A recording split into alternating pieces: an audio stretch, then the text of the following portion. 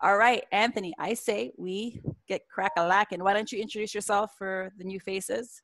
All right, guys. My name is Anthony Angelillo, branch manager with Paramount Residential Mortgage Group, and I'm CEO, founder of Tag Team Nation, LLC, marketing company, e-commerce company, and allowing us to do what we're doing right now, which is an amazing system that is automated in the way we do business. So damage control, if you guys are wondering what that is all about, it is something that Melinda and I thought about a year ago, and we were doing so many events, and we're still doing events in person. So not because of COVID, but these events led to a lot of questions, and the questions that we had at the end were pretty much overwhelming. So we said, you know what, let's do this live, and let's have special guest speakers on this show. So the content that we provide to the audience that come to our events, we can actually now give that information on live stream and YouTube, and it's helping a lot of real estate agents out, lenders out, and also, these special guest speakers, they're amazing. They're next level because of what they're doing. So if we can teach and really, talk about that and how they're getting to that next level, that's going to help a lot of people out. That's the concept of damage control, and that is who I am. Awesome. Hi guys, Melinda Grimaldi, real estate attorney, Grimaldi Law Firm, your closing and title attorney. And so damage control is what we took. It was less than a year ago. It was like in the fall that we came up with this concept, and February. It was really February. No, we only met in the summer, so that's impossible. So the concept was there for a year. Yeah, something like that. In any event, we decided to do this, like Anthony said, is really to just keep sharing the value. And sometimes the in-person events were getting to be like overwhelmingly taking over our day. So this was allowing us to still provide value to the real estate community while making it easier sometimes for people to show up and get some information and hear from our speakers. So we're excited about it. We started doing it, like I keep saying it, we started doing this before Zoom was cool. Now everyone's doing it, but we were doing this before. It just so happened that it was, right before all this social distancing stuff happening. So I'm glad that we had it in our business plan, Anthony, to have this ready to go, because we were able to hit the ground running for sure. So with that being said, I'd love to introduce you all to my homegirl, Natalie. She's really an awesome person, and extra congratulations to her. Since it is public now, I can share that she has a bun in the oven. Congrats. So congratulations. Thank you. And so welcome to the club. The Mama's Club. The Mama's Club. It's an amazing club, and it's crazy. So I'm going to let her introduce herself. But she's really awesome and knows what she's doing. So I had the pleasure of working with her. So now she can share some of her techniques and tools that I think will benefit everybody. So Natalie, take it away. All right. I wanted to say thank you to both of you for having me on the show. I'm super excited to be here. I have been practicing real estate for 5 years. Actually, next month will be 5 years. I started off mostly as a buyer's agent, and then kind of switched. I started getting more listings, and then I purposely, intentionally started going out looking for more listings. So I've tried every which way possible on my listing presentations and the way I handle the clients. And what I'm going to talk about today is the way that has worked best for me, and what I've gotten the, I guess, most positive response from the people that I have sat down with to talk to. Awesome. Cool. So I know we have an agenda, so I'm going to work our way through all the things we want to cover. So I guess the first, to be able to even get a listing, you need to get those listing appointments, right? So what is your strategy? What do you do to actually book those appointments? What are your different tools? So I have different streams of ways of getting my listings. Obviously, there's a referral business, people that I know. I'm very much about being in front of my audience and letting everyone know what I do, because the moment you don't do that, you know, there's 50 million realtors and everybody knows a realtor. So social media is a big deal for me, and staying very present and active on social media. So a lot of listings have come from people I went to high school with, people I went to middle school with. I'm fortunate that I went to school here, so that has been a big thing for me. I've also built relationships with referral sources, and those have been completely rewarding for me. I've gotten a lot of listings that way. So, I mean, I guess in a nutshell, it's all relationship based. You know, make yourself relatable, build those relationships. I mean, I'm not a cold caller. I barely cold call. So that's, I know there's people who kill it that way. That hasn't been me, to be honest. Not that I haven't done it, I'll do it, but I've been fortunate where I've built those relationships where I haven't needed to as of yet. Awesome. But I would say that, and correct me if I'm wrong, that once you do get the person on, you're not cold calling. No, but I think you do have some sales and phone strategies once you get them on the phone to get that appointment, right? Right. So once I have them on the phone, I'm professional, but I treat them like a friend. So I'm not, you know, I'm not robotic. I get them on the phone. I let them know how I work, what their expectation of me is, and how I'm more comfortable going to the property, looking through the property to be able to sit down with them and explain everything better. Like my goal is to get my foot in through the door. And I mean, it usually works that way. Awesome. Cool. All right. So how specific and how detailed do you get when you're on the phone with them before you meet them in person? I don't get super specific.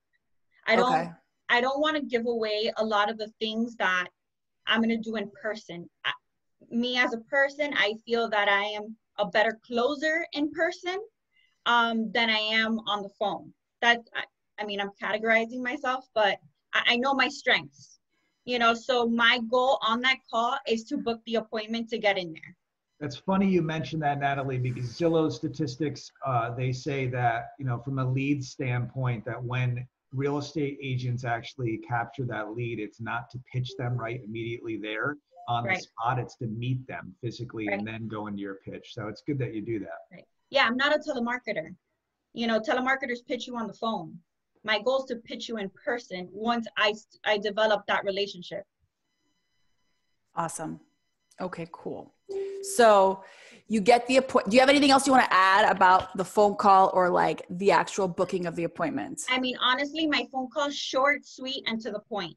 I'm not going to give away a lot of things on the phone. You know, I'm nice. I explain what I do. I explain who I am, but I also am, you know, I don't want to say dry, but like I leave the meat and potatoes for when I get in person. Okay. So you booked your appointment.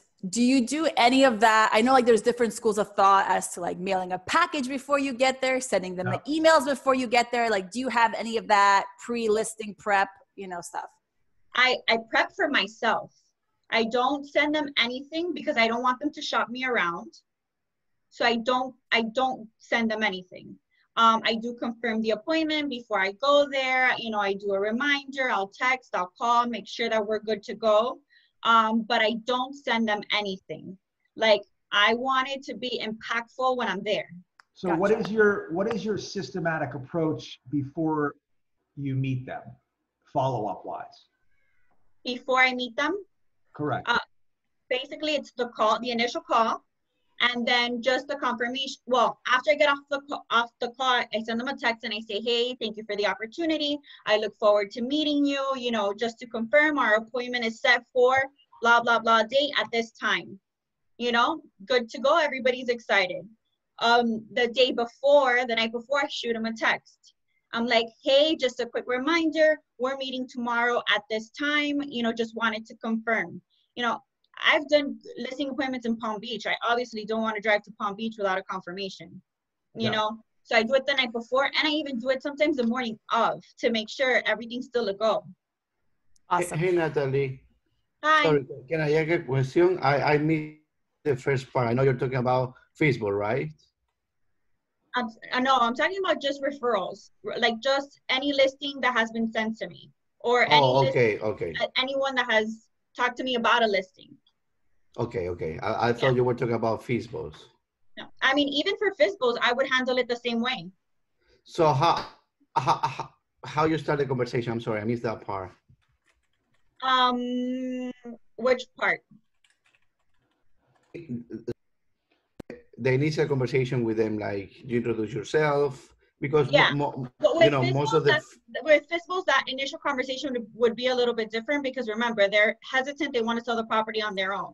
exactly, yeah. With FISBOs is a little bit different, and there's different ways to handle that conversation. I know many people that will go ahead and tell them that they have a buyer looking in the area and they want to go look at the property themselves. The listing agent will show up with no client, look at the property, and then pitch them when they're there. Okay, yeah. I don't feel like to a FISBO saying that I'm gonna bring a client and I absolutely don't bring, you know, nobody. So I just want to know how you approach those whenever you get a chance. Yeah, no problem. Honestly, with FISBOs, it's a little bit different for that part. Like I said, there's the school of thought of saying I have buyers in the area. It's not saying that I have a buyer that I want to bring. I have buyers in the area. I know people that will say I have a buyer and they'll take their sister or their cousin to see the property just to build the relationship with the seller. So there's different. Guys, real quick, not to interject, and we appreciate the comments and we want to see more of those questions, but please chat them in so that we are streaming, and that way we're actually answering all questions appropriately, because we're getting a lot of questions on Facebook as well. So appreciate that. But thank you, Ricardo, for the question, man. And anything else you need, we'll let you know. Okay, so Natalie, to keep us back on track and on schedule with our agenda, do you prep? How do you prep? You said I do my prep. So how do you prep yourself? So for me, this is going to sound a little bit weird, but depending on the type of listing, if it's a $450,000, $500,000 listing and up, I have prepared an actual listing presentation before. Now, for those that are a little bit below that price, I've gone in with no papers. I'm not a paper person, and I'll explain why. But I do sit down, and even when I don't walk in with an actual listing presentation, like I'm ready to go as far as like I know where I need to find things on my computer. Everything's open, all my windows are open, my comps are ready to go. I know which comps I'm gonna show them. I know what I want to show them as far as like I use Melinda's net sheet, all of those things. I'm prepped and ready to go from the day before. Okay. So you mean your comparables or what you're going to show them as you know, what the competition is in the neighborhood or whatever. Right. And then so that you're able to have a pricing discussion. Right. Okay, cool. So you get there, you ring the doorbell. What's next? So, well, I get there, ring the doorbell. There's tons of butterflies in my stomach. So you still get nervous after. Of course. Wow. You don't know who's gonna open the door. You don't know how receptive they're gonna be to you. You know, they could be a total jerk. So I still get butterflies. So I get there and I ring the doorbell. They open. Obviously, I introduce myself, and I just to calm the nerves, my nerves, their nerves. To release the pressure, I do a tour. I ask them for a tour of the property. You know, very nicely. I'm like, hey, you know, I'm here. Can we start off with you showing me around the property? I would love to see your home. That's key for me. Key. Like, nerves get settled. I start getting comfortable. They start getting comfortable with me because they're taking me through their property, their home. You're building rapport. Right. Yes. And you're letting their guard down because now you're opening up. Makes sense. Right. Smart. Right. So as I tour the property, I try to pinpoint things that I can relate to. You know, like if you're a big Heat fan and they have Heat stuff on the walls, you know, make a comment about that. If there's pictures of somewhere they've been to and for whatever reason you've been there too, you know, you touch up on that. You want to build that relationship with that person. You're not a robot. You're a person that has also experienced things in your life. You know, so why not exchange those things as you're walking through the house? Comment on the things that are nice about the house. Well, the house has a beautiful master bedroom, bathroom. You know, I love beautiful master bathrooms. Make a comment about that. I sit there doing my makeup all day. Yeah. You know, well, yeah, no, but that's a way to Right. personalize and be personable with in any scenario, right? So, Right. like I love your, in a different scenario, it's like I love your lipstick, or that's a great Right. shirt, or whatever whatever you can relate to. Obviously, if you're sincere about it, it goes much further, right? People can Right. tell.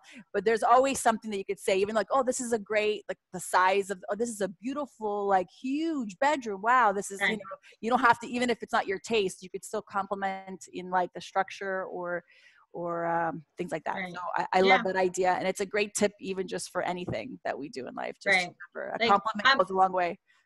Right. I'm big on natural light in a house. So like there's so many homes that have such beautiful natural light that's coming in. And that's like, for me, that's such a wow factor. The house could be a dump. And like, I see that beautiful natural light and I'm like, wow. So it's, you know, things like that, like the simplest little things that you would not think make such a big deal, they go a long way. Now, for let me sure. ask you this question. So if you see that home that is that dump and you're just like, man, there's there's a lot of stuff in here and these people are hoarding. What do you say? Do you even present that to them? I mean, I definitely try to find something, whether like it's great because it's a big home, or, you know, you have a big yard, or it's a big lot, or the neighborhood, something. I try to pick something to have a positive before I tear them down at the end. I love that. Build them up. Build them up to just bring them back down to reality, right? The nicest house on the block. Shit, man, we gotta clean this stuff in here. Awesome. All right, so you get the tour. Right. Give your compliment. Then you ask him to, like, let's go sit down somewhere. Yeah. Okay, go ahead. So for sure, that's my next thing. You know, I try to sit down at the kitchen table, or if there's a counter or whatever, and I let them know that I do things a little bit different. Like I prepare at that moment what's about to happen. So most times, even if like for the more expensive listings that I've done like a super fancy, you know, print out with a listing presentation, I'll still pop up my computer and I still want them to see the comps that I'm seeing on the MLS. Like, even though it's on paper, here's my thing. You can't see the condition of the property you're comparing to. You know, I'm a visual person, so I try to be visual with them too. So I let them know at that moment, listen, I do things a little bit differently. I'm going to pop open my computer and I want you and I to look at the comparables that I have found together. You know, and I tell them, like, I want you to see that I'm genuine. Like, I don't want a bunch of papers that you can't see the condition of the property, that it's either black and white or it's just the front of the house. You know, I want you to understand what I'm seeing and why I chose those comparables. Okay. And sometimes we've had this discussion in other damage controls in different ways, but if you give your client or the potential client too much stuff, it confuses them into making a decision as well. Yeah. Right, Information indigestion. Like overload, right? Right. And then it just makes it harder for them to process. So I really like that strategy. I think it's a really good tool, and popping open your computer and having it ready to go is I think it builds credibility too. Yes. It's not just here's like 3 sheets, like, you know.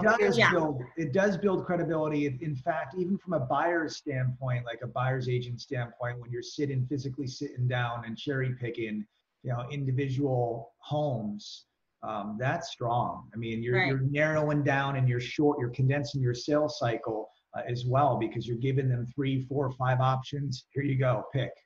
So I like that.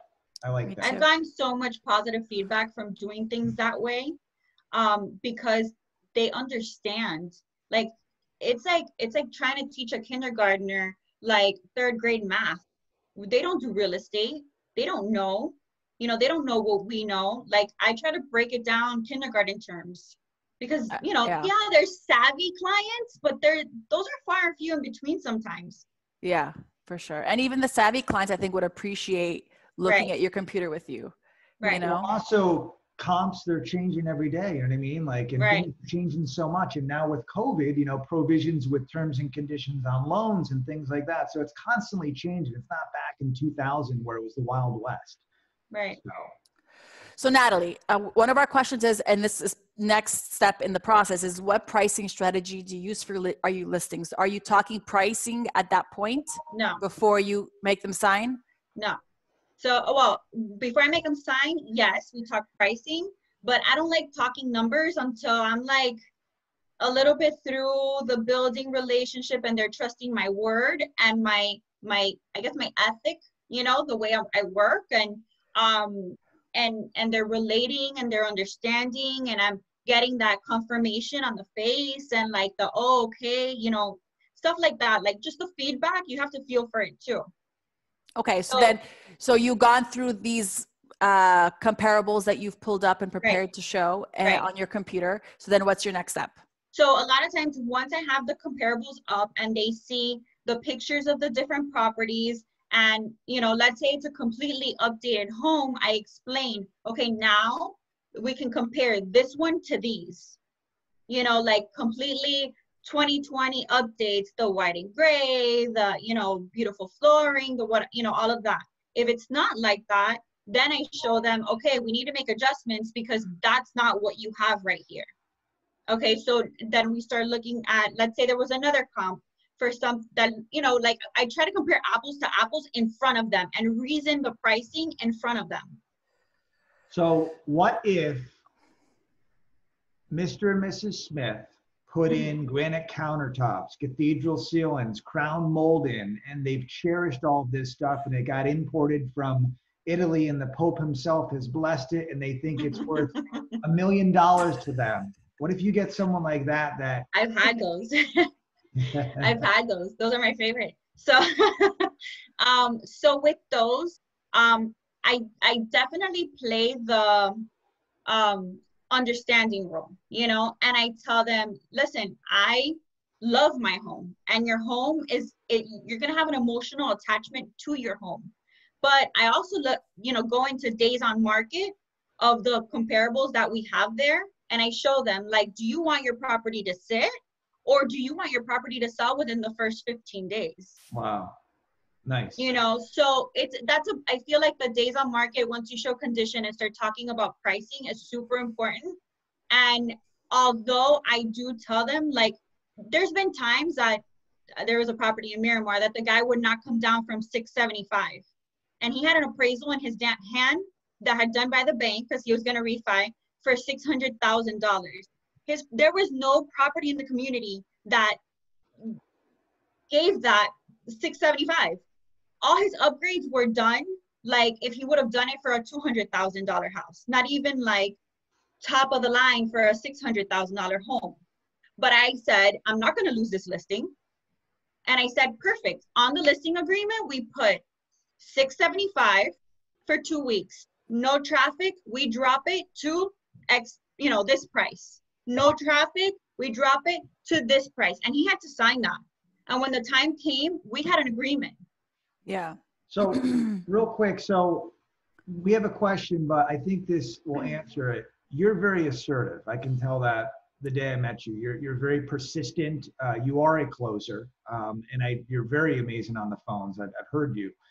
The question that Ricardo stated here is, how do you handle a customer's clutter? And I just went into that, but you just answered that. Do you want to sell your home, or do you want to wait 15 days and have a yard sale? Okay, right. So if you're more direct, and I believe if you're tactful in the words you choose, right. It's not what you say, it's how you say it. And right. Is there anything that you can answer with that? I've had people that definitely are hoarders. I've had people that you walk into their homes and it smells terrible. In the beginning, I used to tiptoe around it because obviously you don't want to offend anyone. But as I've gotten the experience, there's ways to go around it. And I tell them I'm giving them a buyer's eye opinion. So it's one of the things that I'll do for them as, you know, as a courtesy. I'll walk through, as I walk through the home too, you know, and I tell them, listen, a lot of buyers don't have the creativity and the vision to see past the things that you have here. They can't see the potential of your home. So you need to declutter a little bit so that they can see the potential, especially if it's a house that's not completely up to date. Like, they need to be able to see what they can do with this home. Not everyone has that vision. Very valuable point. For sure, Sure. for sure. Okay, so if we're looking, I want to get a practical example now for everybody. So we're looking at your property that you're at the appointment for, and then there's 3 listings with different types of kitchens, right? You have, so how do you go through like those big points, like, see, this one here is priced higher, but it has a brand new kitchen. This one's priced lower. Do you give, like, is that how you go through it? Yeah. Yeah. So I definitely go through the pictures and I show them, you know, the most important things: kitchens, bathrooms, sometimes, you know, flooring, if there's carpet versus tile. So I'll show them those things because I feel it's the important things where people definitely look at those first, you know, and I'll tell them, like, this kitchen has granite countertops, wood, very modern, you know, your house still has Formica, you know, like, we cannot price at the same price. You know, and then I'll tell them, and even so, you know, it's completely updated and it still sat on the market for 45 days and they had to adjust the price. Like, those are all things that you need to point out in the process, because you walk in there and they're thinking they're going to, you know, get $400,000 for their house when it's worth like $315. So you're painting the picture. Right, exactly. You're so you laying paint it that out. picture for them, right. Before you even price their home. Right. Right. Okay, so now you've gone through all that. Right. Is that when you start talking about it, or do you go into yourself next, or what's that? No, so there I talk about price, you know, and what we agree on, what they feel comfortable with. You know, like I said, there's been times that I haven't been able to get them to the price that I think as a professional. And we've done the agreement where if there's no traffic, 2 weeks, you know, then 2 weeks and 2 weeks. And once we agree on a price, then I sit down and I also ask them, you know, how much they owe on their mortgage. Well, while we're talking about pricing, very important, so that we can start talking about what they're going to net, depending on what price we decide to price it for. So this is when I use Melinda's handy dandy net sheet. Yes, I'm going to show you guys, but this is also when my kids barge into the home office. So give me 1 second. So I do bring out a net sheet and I do this in front of them. I don't do it beforehand. I want them to know where all of the numbers are coming from, because they're seeing a bunch of numbers all over the place if I already have it done. So I'm plugging in the numbers on the fillable PDF as we're going along. So if we list the price, or we list a property for $300,000, your mortgage is $200,000, and this is when I bring in commissions. This is awesome. This is because it's on the net sheet, right? So because Melinda already has it on the net sheet to do the calculations, this is where I sneak in the commissions. Not sneak in because I talk about it, right. But this is where I choose to talk about it. So I'm going to share my screen and show the calculator so everyone can see what we're talking hold on. about. We just got a question. Is this being recorded? Yes, guys, it's live on Facebook. And those of you that subscribed to Damage Control, you'll get it recorded afterwards. Awesome. And let me share my screen. So this is my closing cost calculator. So basically, as an agent, you can create your account and then from there, save your net sheet so you can always go back and adjust or pull it up if you want to, you know, add in the payoff once you get there. So once you create your account, you'll see here there's different options, right? So there's seller or buyer. And then saved for the other ones that we've done. So I use it sometimes too if I don't have the file already in my closing software. The beauty about my closing cost calculator, not for anything, is just there's a lot of defaults already built in, which because when I was looking at closing cost calculators when I was trying to do this tool, a lot of the stuff that was here was it was for the whole country and it was bigger companies that had it, so it was very hard to maneuver. So what I did is defaulted it for Miami-Dade and Broward and how the closing costs are set up that way. So you'll see here the commissions at $6. You could put the property address information, and this is where you would put the sale price and the mortgage balance. And then in the additional section, we have defaults like searches, estoppels, wire fees, depending on the company, what they do. But I just kind of tried to put in some different things in there. If you have a processing fee for your broker, you can add it in manually. But what this does is then you generate. So let's just put like let's put a nice juicy listing in there, right? And let's say there's a $700,000 mortgage balance. Last year's taxes were $20,000. I don't even know if that's even accurate, but then you would put like Joe seller and 123 Main Street, Miami, Florida, 33. And this is part of your app, right?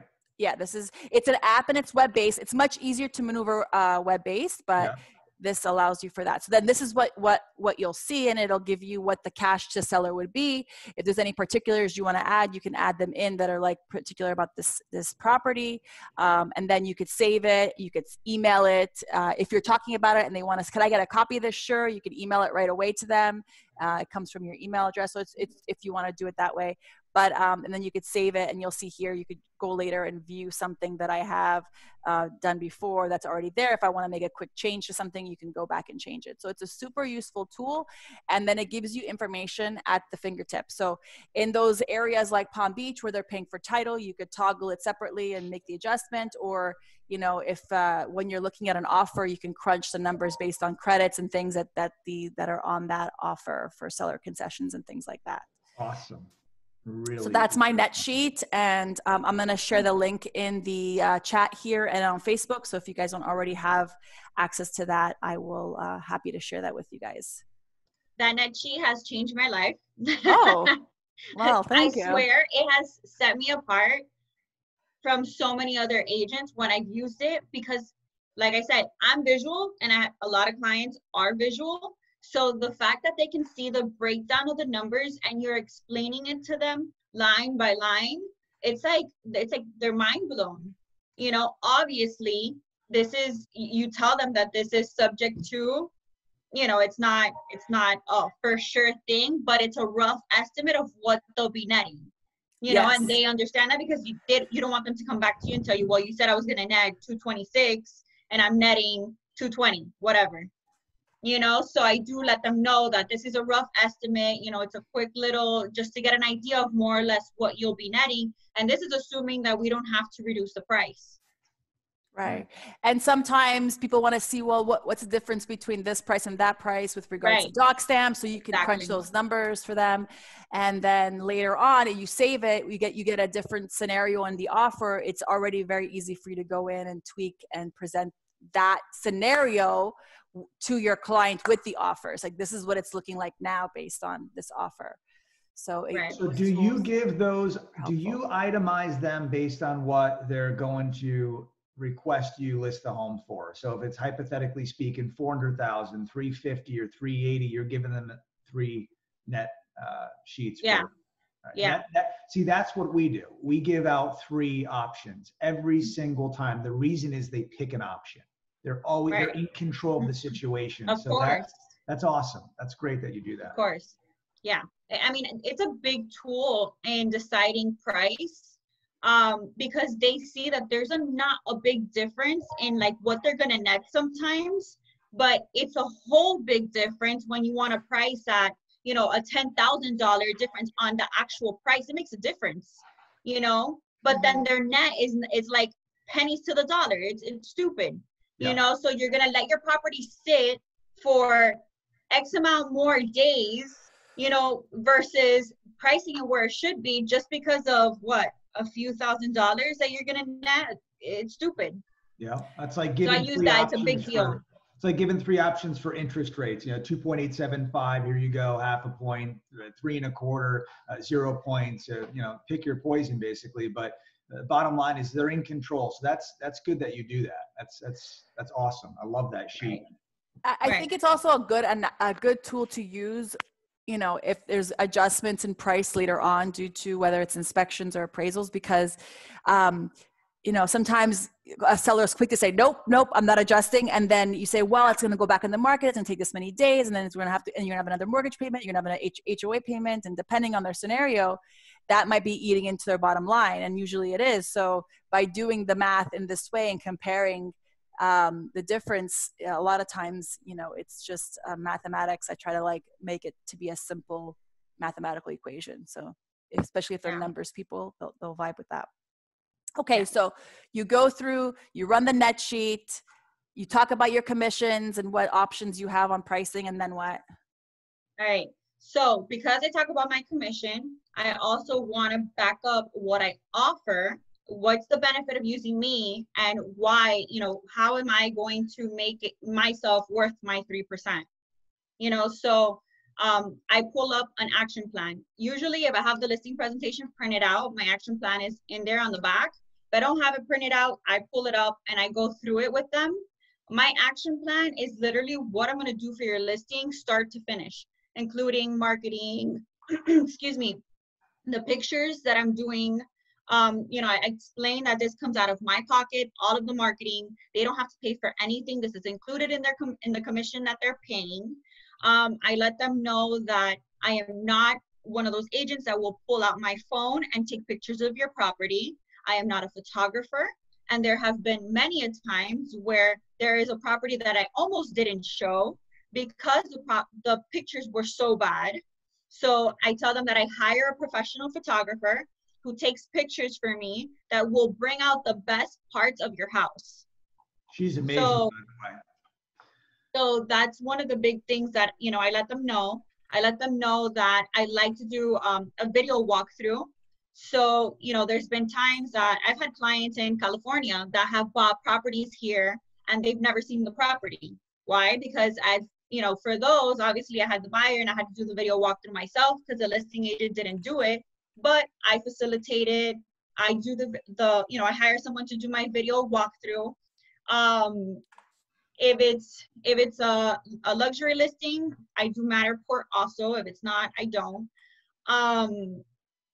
What else? So it's like, Natalie, is the action plan just bullet points, or is it like a, you know, visualized roadmap? It's bullet points. So it's like 1 through 14. I have it pulled up.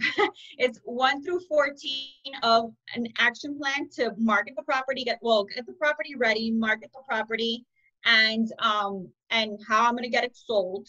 Then it's a following.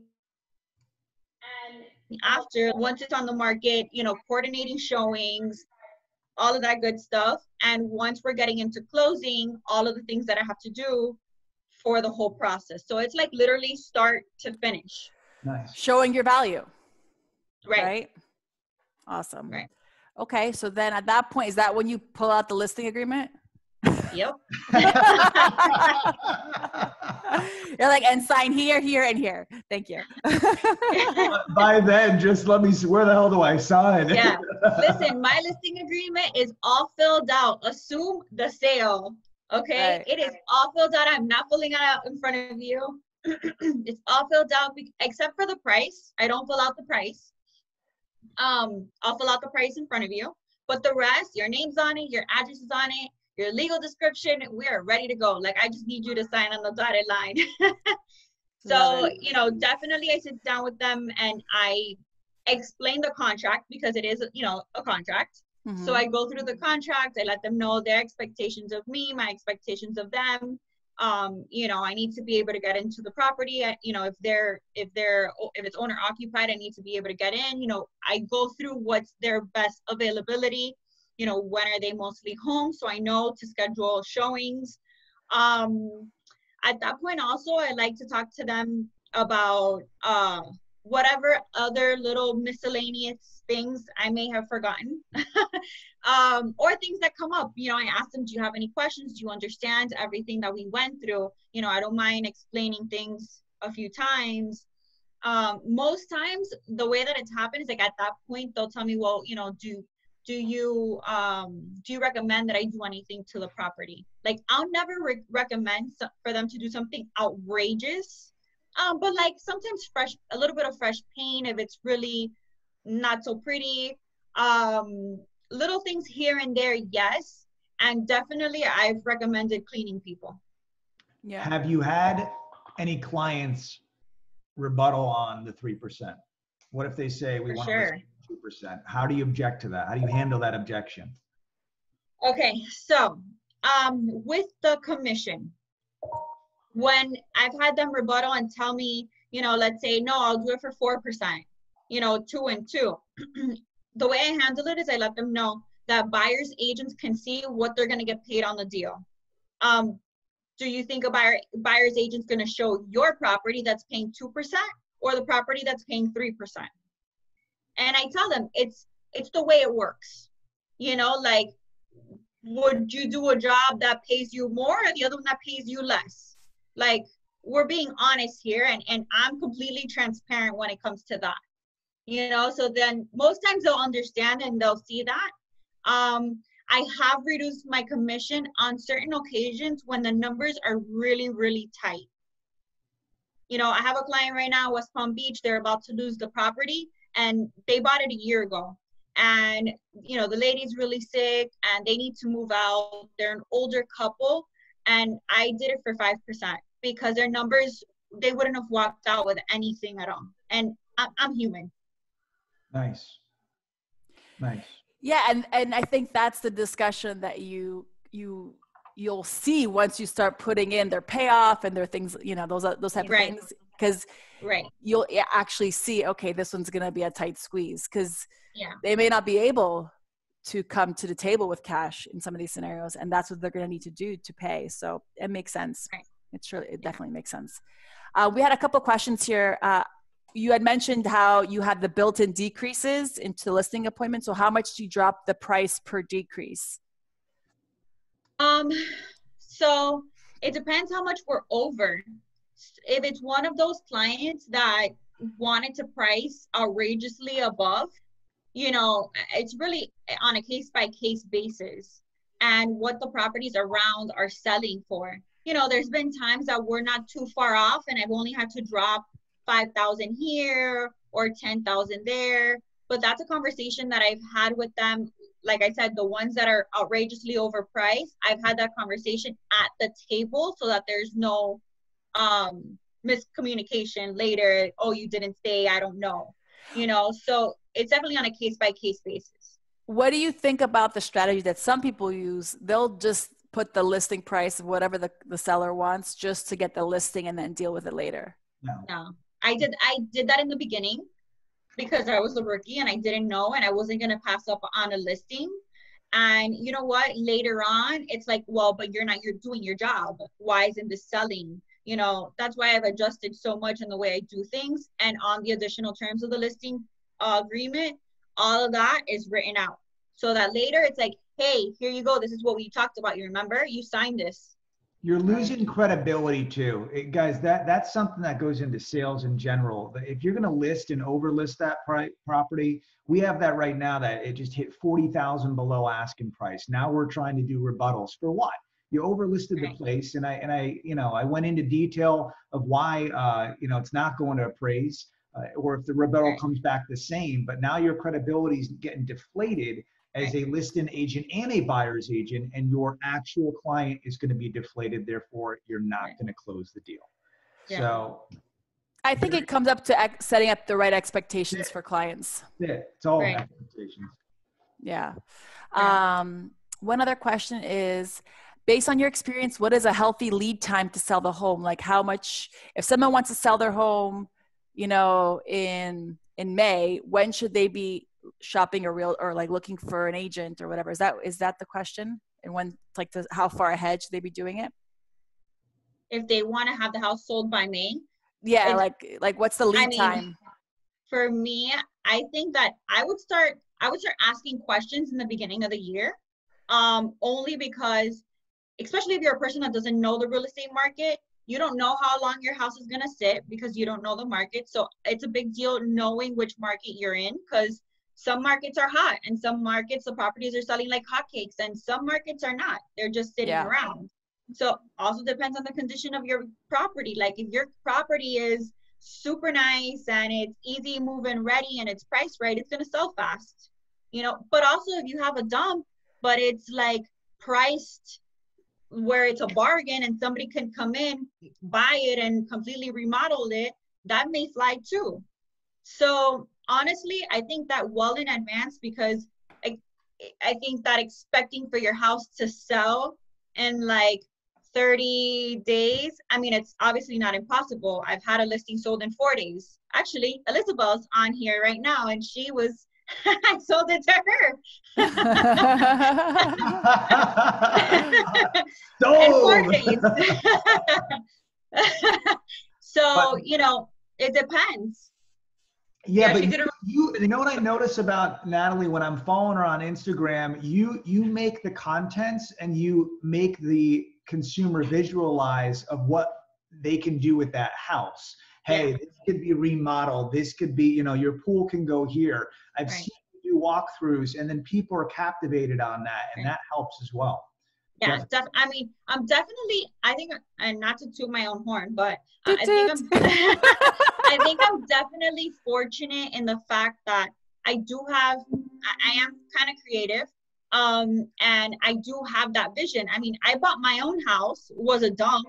It was like brown baseboards, brown doors, like door frames. It was gross. It was disgusting. There's like 8 different floorings. But like, I made it my own. I completely gutted the house and I made it my own. So I take that into dealing with my buyers, dealing with my listings. You know, I give them that vision. Like, I've had clients that are like, I don't like this wall here. And I'm like, let's blow the wall. Like, who cares? That's fixable. Everything's fixable. My clients laugh because they're like, you're always talking about blowing walls down. I'm like, I'm all for it. Yeah. That's awesome. We're getting some great feedback. Yeah, we're getting a lot of, I'm trying to keep up with the comments everywhere. I mean, this is insane. It's good stuff though. It really is.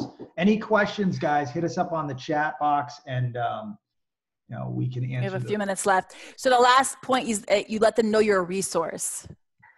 Right. So I let them know that I try to be like a one-man show. You know, like, I have connections for lenders, I have connections for title, I have connections for plumbers, roofers, electricians, especially because, like I said, I remodeled my home. You know, anything you need in the real estate world, I try to be that resource for it. So they, you know, my clients like that. My clients like that right on the spot. I can put them in touch with a lender, or, you know, anyone with any questions. They're like, hey, you know, I have a few shingles on my roof that I should fix, before the inspection comes around. Yeah, for sure. Let me get my roofer on the phone. And it's been like right there on the spot. So that makes a great impression. Nice. For sure. Do you have a vendor list? Was another question. Do I have a vendor list? So I did start creating one. I should finish it because I have everything like on my phone. So I just look up things and just go to my phone. One other question here is, how do you get new listings in today's situation with the COVID-19? Really good question. All right. So right now I am still getting referrals for listings because of, again, the relationships that I've built. I've still been getting those. It's a little bit different, I think, when you're approaching it, because we are in such a uncertain time. So I feel like, although I still get them, I'm very cautious when I talk to them, and I set the expectation of kind of the unknown, you know, because that's kind of where we are. Yeah, for sure. It's definitely unknown. Yeah. Someone here put another question. Are you doing virtual listing presentations right now? Or are you going in person? I'm not going in person because I'm pregnant. So I am doing everything virtual, on the phone. I haven't seen the daylight for like over a month. Makes sense. Cabin I would fever is serious. Yeah, I mean, it's like bare necessities, and that's pretty much it. Because yeah, I think for you in your scenario, but so you're doing them virtually through like a Zoom platform when you're when you have to talk to people. So I've done Zoom, I've done FaceTime. Sometimes the older people, it's hard. I have a lady that lives in a 55 and older community, and I have to do it via phone and just kind of explain, everything to her. Because, you know, she's not FaceTime or any of that. So, and that one is kind of just, some of them is just nurturing really right now, because they're so uncertain with what's going to happen. You know, it's just trying to offer any knowledge that I know or anything that I can possibly offer, because I can't really go out and do anything for them. Yeah, for sure. For sure. That makes sense. Let's see. Do we have any more? I think that was the last question. Let's see. Anthony, Melinda? got any questions? Yes. You mind if I just cut in? Yeah, go ahead. Sorry, Natalie. I've been with Anthony for 3 years. For those of you who don't know me, I'm a loan officer, sales assistant, confidant, and Melinda knows chauffeur. We're going to fight Anthony for chauffeur status. Yes. You're making me nervous here. But I sincerely congratulate him. He's had a dream since I started working with him, and he knows I ran my own business, had 60 employees in New York City. Regardless of that, when I met with him, I loved what he had to say. And Thank you. this was named in the top 500 of 300,000 loan officers.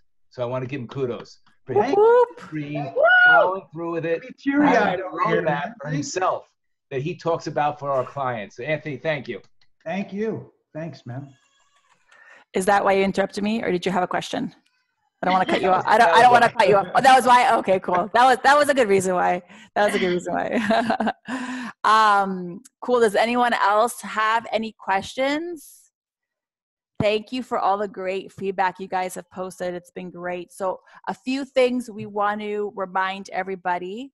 While in case there's a last minute question, you could throw it in now, but I'm going to do a couple of announcements. So right after this, I'm going to share in the Zoom group chat and on Facebook the Zoom details for our WCW Women's Council Wednesdays. Natalie and I are going to be jumping on there and hosting that one as well. She'll be talking about some social media. And if you caught our damage control episode with with Tamara a couple weeks ago, she's also going to be on the show. So we're going to be talking a little bit about everything and what's going on. So check that out, and I'll share that right now. And damage control, we have another Anthony, can you share those details so I get the link for everybody? I'm doing everything right now for you.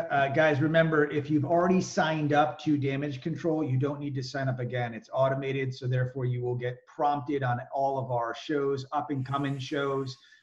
The landing page obviously is going to show what we're hosting in the months to come. And then all of the recordings are here, and they're going to be sent to you via email and by text. Any content involved in this also sent to you by text and email. Awesome. So I just shared it. I shared the Women's Council details in that and in Facebook as well for those catching us live. So we'll be flipping the script like in 2 minutes right now and jumping on there. We'll also be sending the closing cost calculator to everyone that subscribed. If you missed this call or catching on the replay, you don't see what's on the chat. So we'll get all that done. And then Natalie, what about showing everybody a copy of that sheet, your checkpoint list? Man, is that to share? No, Natalie, or what? Yeah, which one? The action plan? The action plan, yeah. Yeah, for sure. Melinda, cool. If you want, I'll email it to you. Perfect. And you want to send it to everybody? Yeah, and we'll share it to everybody. So that email to us, and then what will happen is when this content goes out, we'll send that and they can download that, because that's going to be something to help them out with, and the recording of the videos here as well. So we appreciate that. Awesome. Just definitely bear in mind that I kind of tweak it sometimes depending on the listing. Of course, makes sense. For sure, makes sense. Right. All right, guys. So have an awesome day. Thank you, Natalie. Thank you, everyone, for coming. Thank you, Anthony, for doing this again with me. And let's have an awesome rest of our day. Thanks, guys. Bye. Bye, guys. Take care.